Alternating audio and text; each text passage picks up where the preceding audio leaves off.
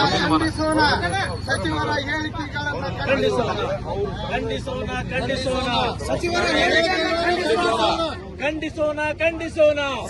ಹೇಳಿಕೆಗಳನ್ನು ಖಂಡಿಸೋಣ. ರಾಯಣ್ಣವರ ಕುರಿತು ಅವಹೇಳನವಾಗಿ ಮಾತನಾಡಿದಂತ ಸಚಿವರಿಗೆ ಧಿಕ್ಕಾರ. ಸಂತೋಷ್ ಲಾಡ್ ಅವರಿಗೆ ನಮಸ್ತೆ ಎಲ್ಲ ಜನತೆಗೆ. ಏನು ಇವತ್ತು ಕರ್ನಾಟಕದಲ್ಲಿ ಸಚಿವ ಸಂಪುಟ ಸಚಿವರಾಗಿ ಏನು ಈ ಸಂಗೊಳ್ಳಿ ರಾಯಣ್ಣವರ ಜನವರಿ 26 ಒಂದು ಜಯಂತಿ ನಿಮಿತ್ತವಾಗಿ ನಾವು ಕರೆದ್ರೆ ಅದು ಎದಕ್ ಮಾಡ್ತೀರಿ? ಅದು ಏನು ಉಪಯೋಗ? ಅದರಿಂದ ನಿಮ್ ಬೆನಿಫಿಟ್ಸ್ ಅಲ್ಲಿ ಏನಿದೆ ಅವೆಲ್ಲ ಬಿಟ್ಟು ನೀವು ಶಿಕ್ಷಣ ಕ್ಷೇತ್ರಕ್ಕೆ ಒಳ್ಳೆ ನೀವು ಆದ್ಯತೆ ಕೊಡಬೇಕಂತ ಹೇಳಿ ಸಚಿವರು ಹೇಳ್ತಾರೆ. ಸಚಿವರೇ ಒಂದು ಮಾತು ನಿಮಗೆ ಕೇಳಕ್ ಇಷ್ಟಪಡ್ತೀನಿ.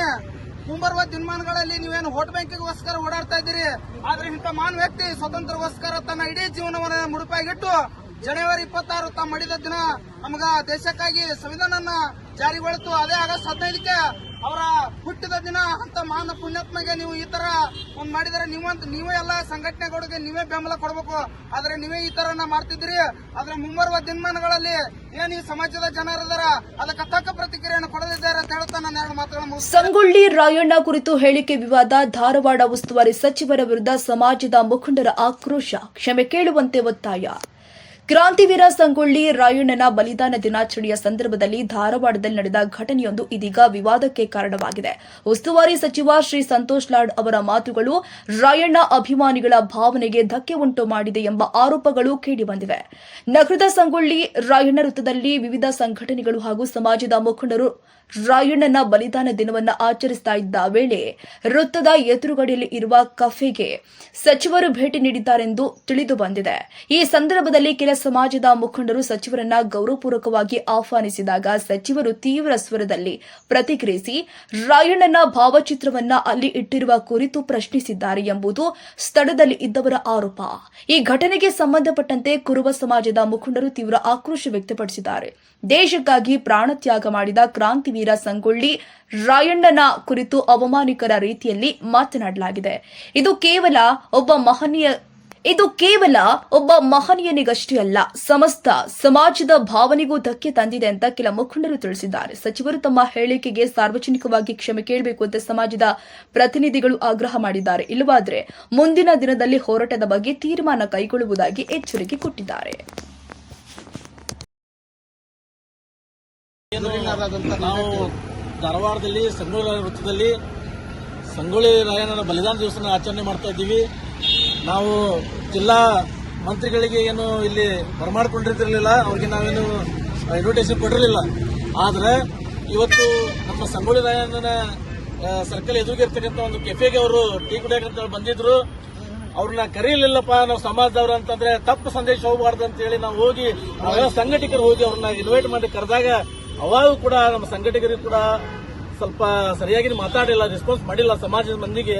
ಆದ್ರೂ ಕೂಡ ನಾವು ಸಂಭಾಳಿಸಿಕೊಂಡು ಮತ್ತು ಬರ್ರಿ ಸರ್ ಒಂದ್ 2 ಮಾಲಿ ಸಾಯಣಕ್ಕೆ ಹಾಕ್ರಿ ಅಂತ ಹೇಳಿ ಕರೆದಾಗ ಅವಾಗ ಶ್ರೀಗಳು ನಮ್ಮ ಬಸವರಾಜ ಗುರುಗಳು ಸ್ವಾಗತ ಮಾಡಿದ್ರೆ ಅವ್ರಿಗೆ ಬರೀ ಎಂತದ ಮಾಡ್ತೀರೇನ್ರಿ, ಹಿಂಗ ಮಾಡ್ತೀರಲ್ರಿ, ಇದ್ಯಾಕ್ ಮಾಡಕ್ ಹೋಗಿದ್ರಿ ಈ ರೀತಿಯಿಂದ ರಸ್ತೆ ಒಳಗಿಟ್ರಿಲ್ಲ ಅಂತ ಅಲ್ರಿ. ಏರು ಧ್ವನಿಯಲ್ಲಿ ನಮ್ಮ ಶ್ರೀಗಳಿಗೆ ಮಾತಾಡಿದ್ರೆ ಇವತ್ತು ನಮ್ಮ ಸಮಾಜದ ನಾವು ಗುರುಗಳಿಗೆ ಈ ತರ ಮಾತಾಡಿದ್ರೆ ನಾವು ಸಮಾಜದವ್ರು ನಾವು ಏನಂತ ವಿಚಾರ ಮಾಡೋದ್ರಿ. ನಾಳೆ ಸಂತೋಷ್ ಲಾಡ್ ಸಾಹೇಬ್ರೆ ನಿಮ್ಮ ಜಿಲ್ಲಾ ಉಸ್ತುವಾರಿ ಮಂತ್ರಿಗಳನ್ನ ಇವತ್ತು ಆಗಿರಿ ಅಂದ್ರೆ ಕುರುಬ ಸಮಾಜದ ಸಾಕಷ್ಟು ನಿಮ್ಮ ಮೇಲೆ ಆಶೀರ್ವಾದ ಐತಿ. ದಯಮಾಡಿ ಇವತ್ತು ನೀವೇನು ಇವತ್ತು ಸಭೆಗೆ ಬಂದು ಈ ತರ ಸಂಗೊಳ್ಳಿ ರಾಯಣ್ಣರಿಗೆ ಮತ್ತು ನಮ್ಮ ಜಗದ್ಗುರುಗಳಿಗೆ ನೀವು ಅವಮಾನಿಸಿದ್ದೀರಿ ಅಂತೇಳಿ ಈ ಮೂಲಕ ನಾನು ಖಂಡನೆ ವ್ಯಕ್ತಪಡಿಸ್ತೀನಿ. ಜಿಲ್ಲಾ ಮಂತ್ರಿಗಳು ಸಂಗೊಳ್ಳಿ ರಾಯಣ್ಣ ಜಾಗದಿಂದನೇ ಕಾರ್ಯಾಂಗ, ನ್ಯಾಯಾಂಗ, ಶಾಸಕಾಂಗ ರಚನೆ ಆಗಿರೋದು.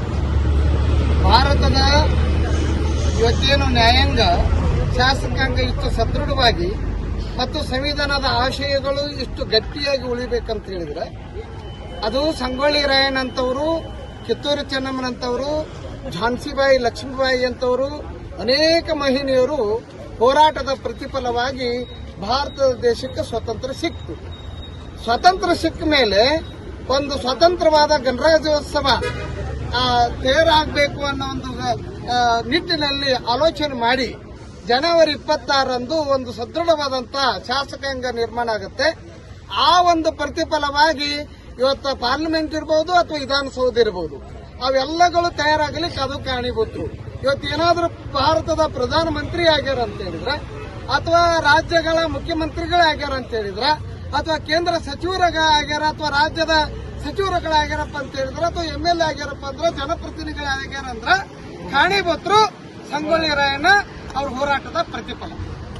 ಆದ್ರೆ ಇವತ್ತು ಬಹಳ ಉದ್ದಟತನದಿಂದ ನಮ್ಮ ಧಾರವಾಡ ಜಿಲ್ಲಾ ಉಸ್ತುವಾರಿ ಸಚಿವರಾದಂತಹ ಸಂತೋಷ್ ಲಾಡ್ ಅವರನ್ನ ನಾವು ಬಹಳ ನಗನಗತ ಮತ್ತು ಅತ್ಯಂತ ಭಯಭಕ್ತಿಯಿಂದ ನಾವು ಸ್ವಾಗತ ಮಾಡಿದ್ವಿ.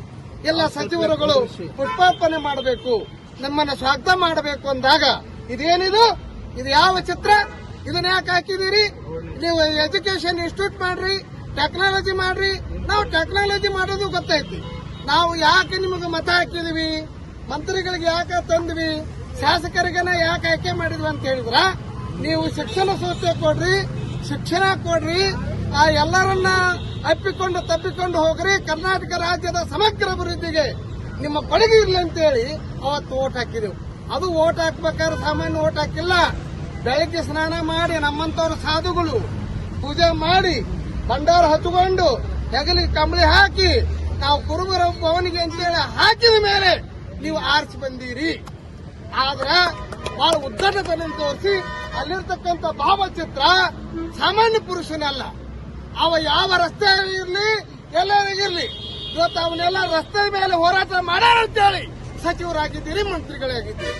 ಆದ್ರೆ ಇಷ್ಟು ಉದ್ದಟತನದಿಂದ ನಾವು ನಡವಳಿಕೆಗಳು ಎಷ್ಟು ನಿಮ್ಮನ್ನಿಂದ ಅಪೇಕ್ಷೆ ಮಾಡಿದ್ದಿಲ್ಲ ನಾವು. ಆದ್ರೆ ಇವತ್ತೆಲ್ಲರನ್ನ, ಸಮಾಜದ ಹಿರಿಯರನ್ನ, ಸಮಾಜದ ಗಣ್ಯರನ್ನ, ಸಮಾಜದ ಯುವಕರನ್ನ ಇವತ್ತು ರಾಯಣ್ಣನ ಒಂದು ಅಭಿಮಾನಕ್ಕೆ ಧಕ್ಕೆ ತಂದಿದ್ದೀರಿ. ಹಾಗಾಗಿ ನಾವು ಮುಖ್ಯಮಂತ್ರಿ ಸಿದ್ದರಾಮಯ್ಯನವರ ವ್ಯಕ್ತಿತ್ವ ನೋಡಿ ನಿಮಗೆ ಗೌರವ ಕೊಡ್ತಿದ್ದೀವಿ. ಆದರೆ ಸಂಗೊಳ್ಳಿ ರಾಯಣ್ಣನ ಶಾಪ ಈ ನಾಡಿನಲ್ಲಿ, ಈ ದೇಶದಲ್ಲಿ, ಕಿತ್ತೂರು ಭಾಗದೊಳಗೆ ಯಾರ್ಯಾರು ಕುಲಕರ್ಣಿ ಅಂತ ಇರಬಹುದು, ಆ ಮಲ್ಲಪ್ಪ ಶೆಟ್ಟಿ ಅಂತ ಇರಬಹುದು, ಕಿತ್ತೂರು ಸಂಸ್ಥಾನದ ಮೇಲೆ ಇರಬಹುದು, ಯಾವ ಶಾಪಗಳು ಈ ನಾಡಿನಲ್ಲಿ ಐತಿ ಅನ್ನೋದನ್ನ ಮಂತ್ರಿಗಳು ತಿಳ್ಕೊಂಡು ಮಾತಾಡಬೇಕು. ಇನ್ನು ರಾಯಣ್ಣನ ಕುರಿತು, ನಮ್ಮಂತ ಸಾಧು ಸತ್ಪುರುಷರ ಕುರಿತು, ನಮ್ಮ ಸಮಾಜದ ಕುರಿತು ಮಾತನಾಡುವಾಗ ಬಹಳ ಎಚ್ಚರ, ಬಹಳ ಹುಷಾರಂತ ನಾನು ಮಂತ್ರಿಗೆ ಹೇಳ್ಕೊಳ್ತೇನೆ.